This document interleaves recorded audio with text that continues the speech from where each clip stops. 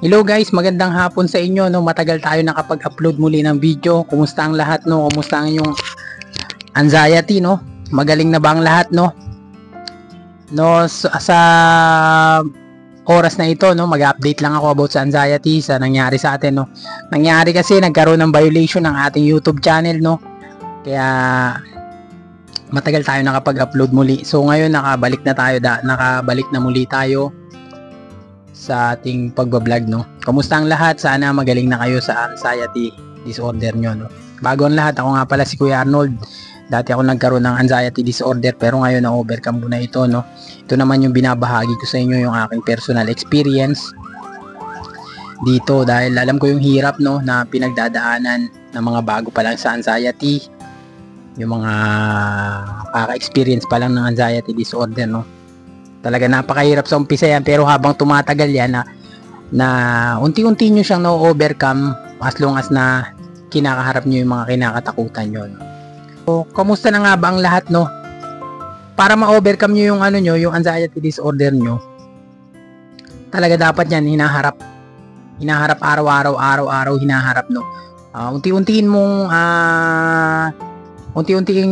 harapin yung mga kinakatakutan mo. Kunyari no, takot kang lumabas no, unti-untiin mo yan na magpasama ka muna.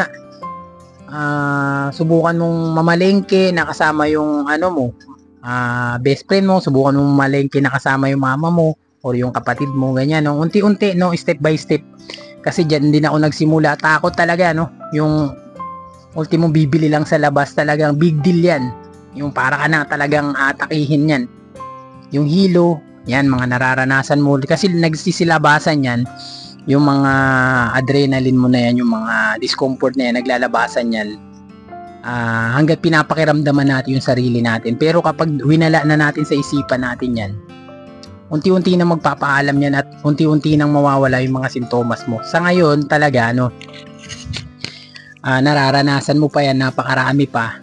Experience ko yan dati, yung mga tawag nito, nung mga maaga pa ako sa anxiety noon. Talagang experience ko yan noon na lalabas lang ako, pupunta lang ako sa palengke, nandyan yung hindi alam ng pamilya ko na ang dami kong nararamdaman. Kumbaga ikaw lang yung nakakaalam nun, ang dami mo nararamdaman, yung tipong para ka nang atakihin, mga ganyang point. Na-experience ko yan dati mga classmate. Kaya ako na rin nagsasabi sa inyo na sa umpisa talaga ganyan no. Kaya unti-unting mong ihakbang yung sarili mo, unti-unti mong banggain yung pader. Yung mga pader na yan, yun yung lahat ng takot mo. Kaya kung gusto mong ma-overcome yung anxiety mo sa mabilis na paraan, kailangan mo talagang harapin yung mga kinakatakutan mo. Yan, number 1 yan, harapin yung kinakatakutan mo, yung mga sa labas, lalabas ka no. I-challenge mo yung sarili mo na kumbaga sa una nagpapasama ka pa no, hindi mo pa kaya na lumabas mag-isa, magpasama ka muna. Tapos kung nararamdaman mo sa sarili mo na kaya na, kasi mararamdaman mo yan sa sarili mo kaya mo na, dun mo i-challenge yung sarili mo na subukan mo mag-isa no.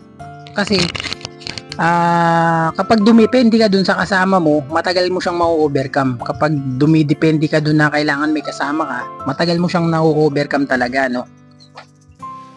Sa akin noon, base sa experience ko, talagang inunti-unti ko siya. Sinubukan ko munang may kasama ko. Kunyari babiyahe sa probinsya, sinubukan ko muna may kasama ko kasi takot talaga yung mangingibabaw sa'yo. Kung umpisa ka pa lang sa anxiety, takot talaga mangingibabaw sa'yo niyan. Takot kang bumiyahe no, nandun maglalabasan yung mga sintomas mo kapag bumiyahe ka na mag-isa, nandyan yan pero dapat talaga pagdaanan mo yung mga pangyayaring yun, part yan para ma-overcome mo siya no. Ako, base sa experience ko, nagpasama muna ako nung naramdaman ko na kaya ko nang bumiyahe mag-isa. Nandun yung syempre mahirap sa umpisa no, bumiyahe ka mag-isa papuntang probinsya no. Nandun maglalabasan talaga yan. Talagang tapang yung papairal mo no. Tapang no. Hanggat sa nakasanayan ko na no, totoo pala yung sinabi nila kapag nasanay ka na, tapos kapag hinarap mo yung mga takot mo talaga, unti-unti na magpapaalam yung anxiety mo, no?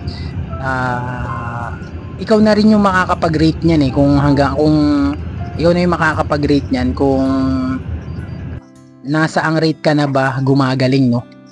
Tapos ikaw na rin yung magre-rate sa sarili mo, gumaling na ako, no? Ganun yan.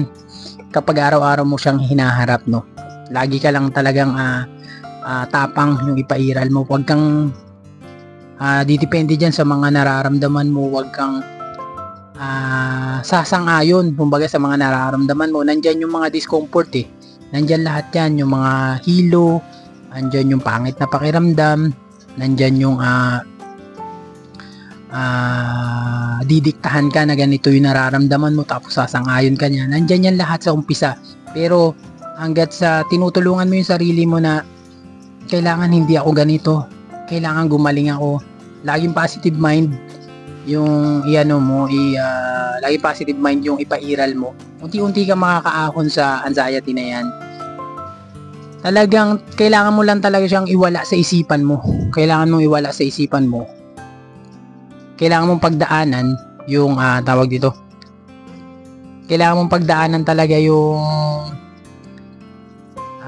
araw-araw na mga discomfort. Kailangan mo pagdaanan talaga yan. Diyan ka rin kasi masasanay, diyan ka rin uhugot ng lakas na darating yung time na nakayanan ko na to, na-experience ko na to dati, hindi na ito bago sa akin. Doon ka unti-unti ang makakamove on doon ka unti-unti ang makakaalis sa kanya. Tapos darating yung time na babaliwalain mo na lang siya. Kapag dumating yung time na binabaliwala mo na siya, unti-unti na yan. May katagalan nga lang talaga, may katagalan lang. Kailangan mo lang tiyagain, no? Marami na akong kakilala na dati tawag sa akin, Kuya Arnold, ganito yung nararamdaman ko. O ngayon, pumatak na yung taon na yung anxiety nila, gumaling na sila. Tapos, na rin sila, back to normal na rin sila, no? Back to normal na rin. Kailangan mo lang talaga pagdaanan sa umpisa yung mga hirap na yan, yung mga discomfort na yan. So, wag kang susuko, no? Wag kang susuko. Talagang ganyan yung may buhay anxiety. Ganyan lang talaga sa umpisa. Kailangan mo talagang pagdaanan yan. Makakaahon ka rin, makakatakas ka rin, makakaalis ka rin sa sa anxiety na yan. Sa umpisa talaga mahihirapan ka. Ganyan lang talaga. Ganyan na ganyan din kami noon, no? Talaga nagsuffer din kami sa ganyan. So, maraming salamat. Kung gusto mong ma-overcome na mabilisan yung anxiety, no? Kailangan mo talagang harapin. Face your fears, yung number 1 talaga. Face your fears. Tapos tapang lagi ang ipairal mo. Syempre, higit sa lahat, kailangan mo mag-pray, no? Magtiwala kay Lord na gagaling ka. Yan, number 1 talaga yan. Gagaling ka. So, maraming salamat. Kailangan nyo siyang iwaglit sa isipan mo, yung anxiety mo. Kailangan itatak mo sa isipan mo na anxiety lang to. Wala itong mangyayari. Walang mangyayari sa akin masama. Kasama lang talaga to. Maraming salamat, guys. See you in my next video. Salamat.